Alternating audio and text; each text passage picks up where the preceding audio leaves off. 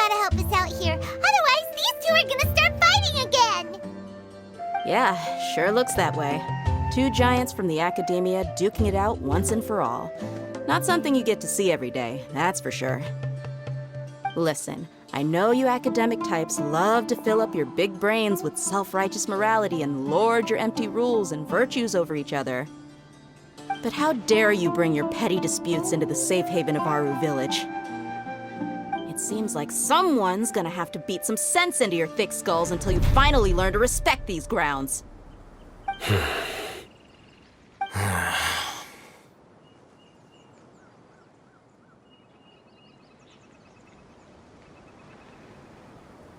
Hey, did either of you hear a word I just said? Whoa, what's going on? The wind's so strong. Is this a sandstorm? Paimon's gonna get blown away. Another sandstorm? What's up with these recently? Hey! All of you, over here, quickly! We have to take cover! Someone's calling for us! Oh, this wind is too strong! Let's get over there! That sounded like Candace. Come on, you two. Jeez, are all of you academia folks such hard work? Move it! All right, stop yelling.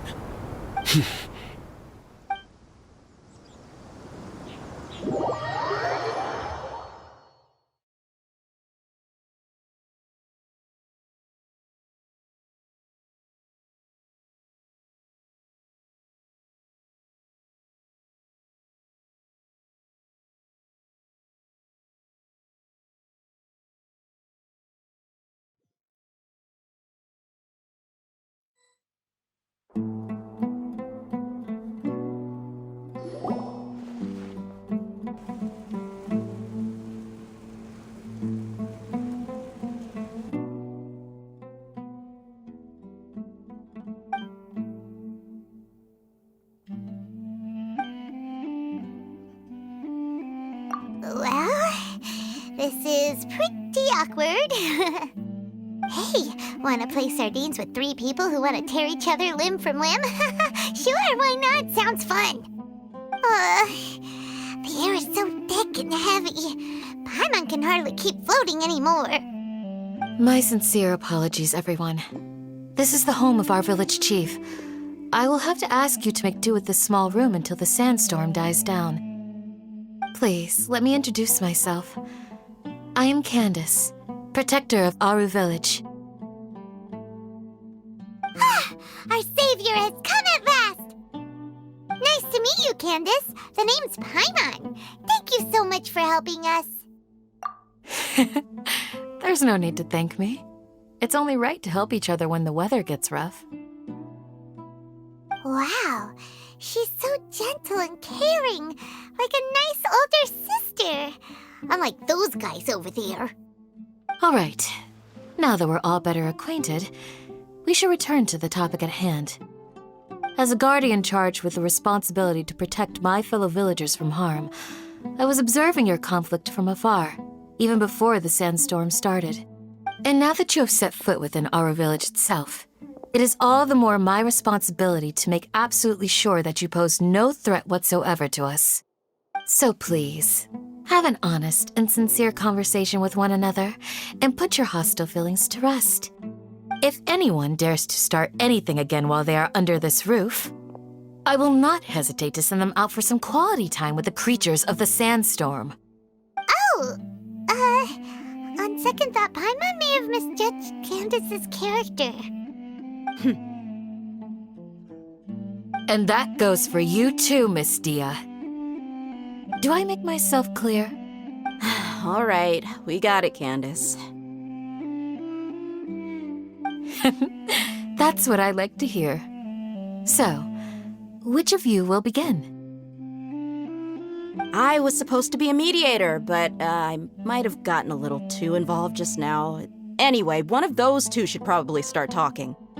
Wait, that was you trying to be a mediator? I have nothing to hide, so there's no shame in explaining myself. While Al-Haytham wasn't wrong about the other Matra not knowing my whereabouts, it's not because I've been assigned a morally dubious mission. Rather, I've chosen to exile myself. Huh? Exile yourself? A little while ago, I discovered that there was data missing in the Academia's project planning and development files.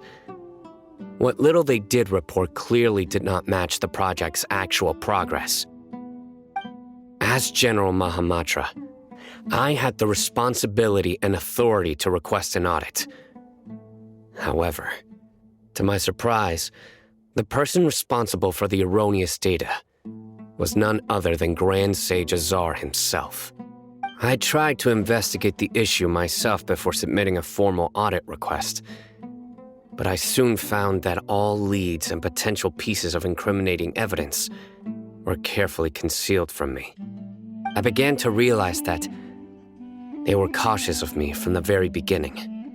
Unsurprisingly, the Grand Sage rejected my audit request as soon as the submission reached his desk. He even said to me, "The power of the General Mahamatra is granted by the sages. You have no right to judge us." So they really are up to no good. I realized then that to the Grand Sage, the Matra are nothing more than tools for the sages to assert and maintain their control over knowledge. The vows that we took, the principles that we strive to uphold, they are meaningless to the academia of today. I believed it would be wise to flee the academia before the sages had a chance to take action against me. This way, they can no longer see nor predict my actions. I will never give up on this investigation. There's no need for someone else to give me power or authority. Once I find the truth, I will administer judgment by my own name.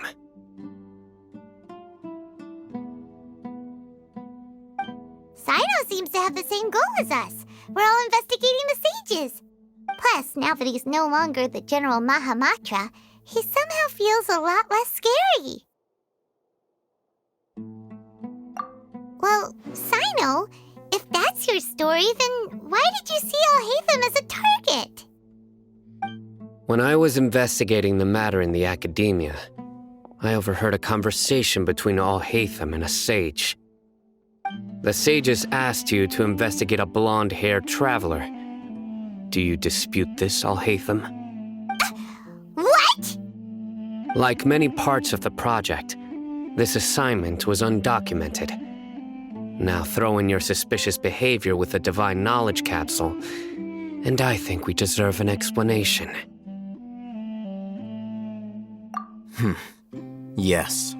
I was indeed tasked with investigating the Traveler.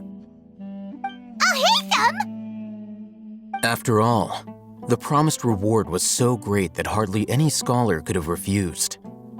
The sage told me, once you've completed this assignment, I can give you a glimpse of divine knowledge. A most enticing offer. Unfortunately, those academics don't know me at all. Their words contained one key piece of information, namely that divine knowledge indeed exists. That gave me all I needed to know. From my perspective, the sages are far from trustworthy. Think about it. Isn't it a little strange they're so willing to share divine knowledge with anyone, even as a reward? So, I began my own investigation following the lead of the Divine Knowledge Capsule. In the end, I realized my wisdom in committing to this rather than collaborating with the sages. Had I been less guarded, I probably would have ended up like that Ain al-Ahmar mercenary, incapable of remaining sane for long enough to hold a conversation. You mean that the sages originally planned to dispose of you, using one of those capsules that drive people insane?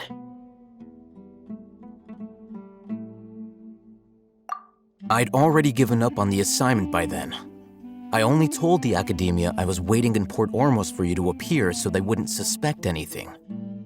So it came as quite a surprise when I encountered my erstwhile target while investigating the Divine Knowledge Capsule. Criminals do love to talk about coincidences. Even though I ran into the Traveler by chance, I had no intention of providing assistance to the Academia. Also, you should remember, you were the ones who decided to follow me and strike up a conversation after I left that tavern.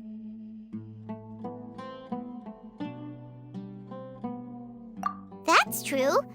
Al-Haytham helped us out at Caravan Rebot as well. Maybe he's telling the truth.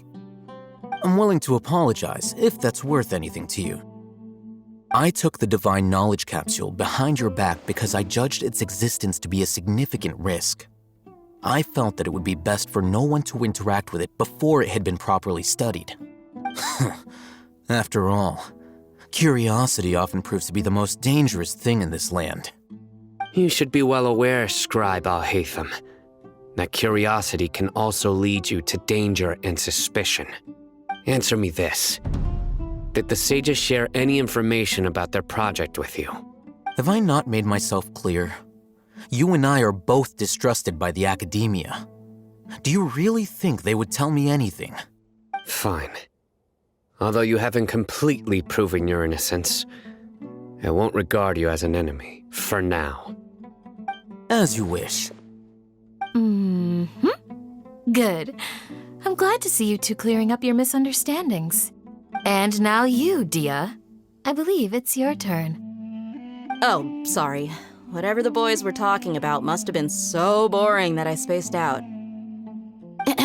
My situation is pretty straightforward.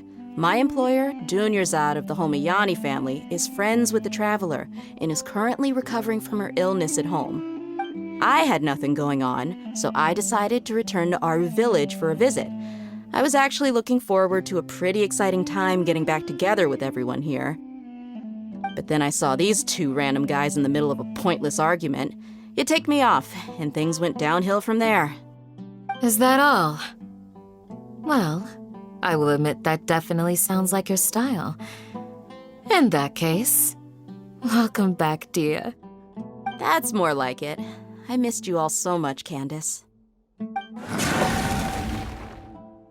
Whoa! What was that sound? No need to worry. Now that you're no longer at each other's throats, please make yourselves at home. I'll take a quick trip outside to clear out some of those creatures in the sandstorm. Creatures? In the sandstorm? Are you sure you don't want some backup? Fighting in a sandstorm is not for the faint-hearted. Anyone without extensive training in these conditions is at a disadvantage. You needn't worry. Yeah, just leave them to Candace. Don't worry, she's as tough as they come.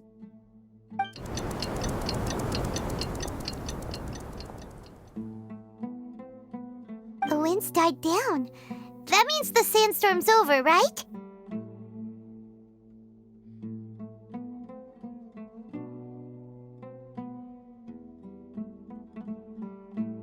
Candace still isn't back yet, though.